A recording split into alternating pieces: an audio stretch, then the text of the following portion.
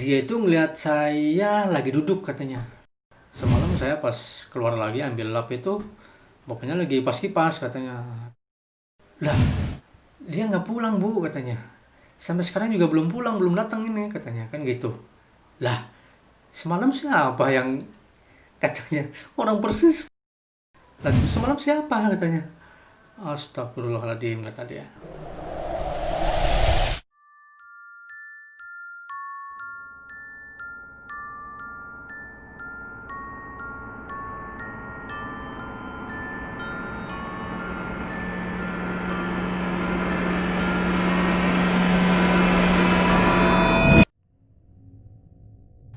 Bismillah.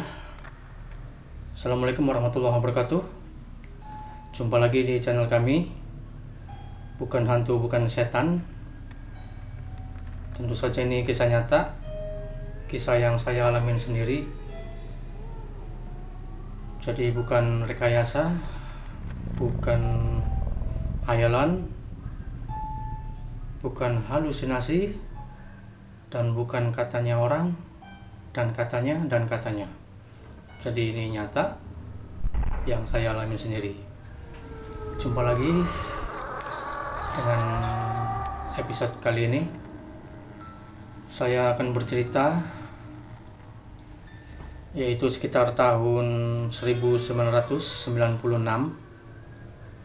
saat saya bekerja di daerah Cikarang ya. Dari Cikarang kebetulan rumah saya saat itu di daerah Bekasi, daerah dekat daerah Kranji ya.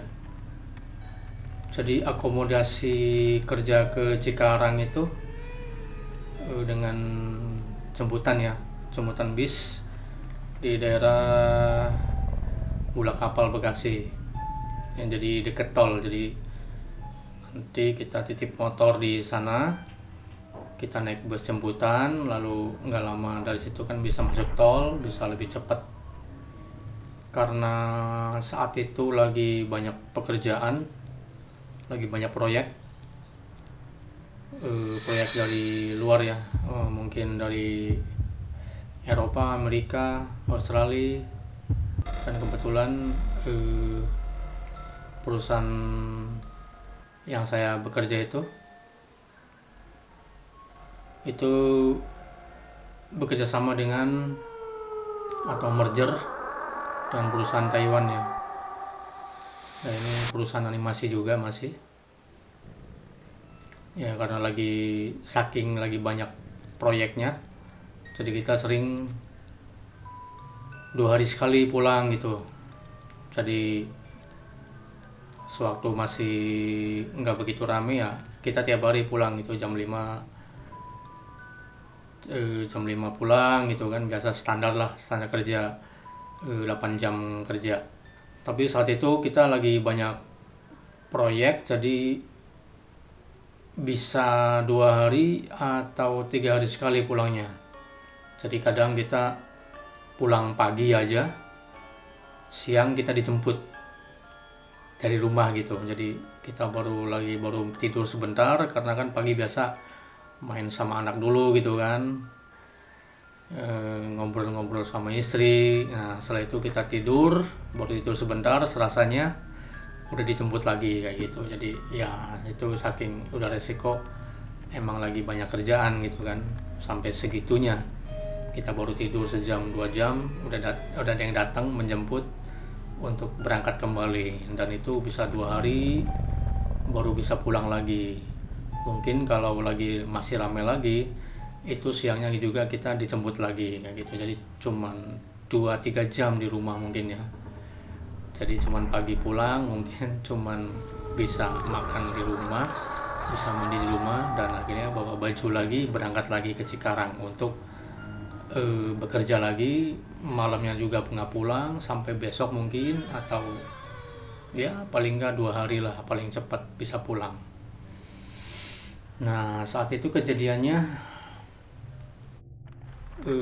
saya malam itu kebetulan ada biasa pulang ya, jadi udah 2 malam kerja biasa pulang. Nah kebetulan nggak jadi pulang gitu malam itu.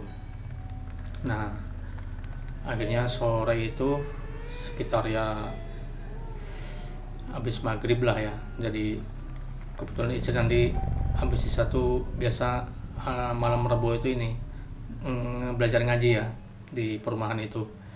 Nah saya telepon, saya bilang malam ini kita saya nggak bisa pulang, jadi ya udah nggak usah nungguin, mungkin insya Allah besok paginya gitu kan. Ya udah akhirnya istri saya udah tahu kalau malam ini saya nggak pulang dan udah nggak usah ditungguin gitu kan, jadi udah tidur aja. Nah saat itu kan istri sama tetangga depan itu kan ya, ada beberapa tetangga, cuman kebetulan tetangga depan itu ngajinya bareng gitu depan rumah, jadi cuman kalingan jalan aja, jalan raya, bukan jalan raya, maksudnya jalan jalur angkot gitu kan, jadi seberangan. Jadi kebetulan berangkat bareng ya kan. Nah, pas pulang juga bareng. Nah pulang itu sekitar jam 10-an pulang ngaji gitu kan. Nah kebetulan saya kan nggak pulang gitu, jadi istri saya dan tetangga saya itu ibu-ibu juga pulang ngaji biasa emang sekitar jam 10-an. Nah di saat menjelang sedikit lagi mau nyampe rumah, teman istri yang tetangga itu tanya ke istri saya kan, oh iya bapaknya pulang nggak malam ini, katanya. Kan dia juga tahu karena sering nggak pulang ya, jadi dia mungkin sering liatin gitu kan, jadi sering ngecek. Oh kadang udah pulang, kadang nggak pulang sampai malam gitu kan. Karena saya kalau pulang biasanya pulang malam tuh duduk di depan ya, di depan teras sambil kipas-kipas. Nah, kebetulan waktu itu rambut saya masih panjang gitu kan, masih gondrong lah, tahun segitu masih gondrong. Jadi saya suka buka baju karena kegerahan gitu kan, emang Bekasi kan panas ya, emang dari dulu, dari tahun segitu aja udah berasa kalau saya habis naik motor, padahal kan habis keanginan, tapi nyampe rumah ya mungkin habis makan kali ya, jadi mungkin panas lagi. Jadi saya biasa datang makan dan gerah gitu kan, jadi saya nggak kipasan tapi duduk di luar, jadi di teras. Nah saya biasa ngadepin pintu, nah, jadi belakangin jalan gitu kan. Nah biasa gitu saya kipasan dengan buka baju.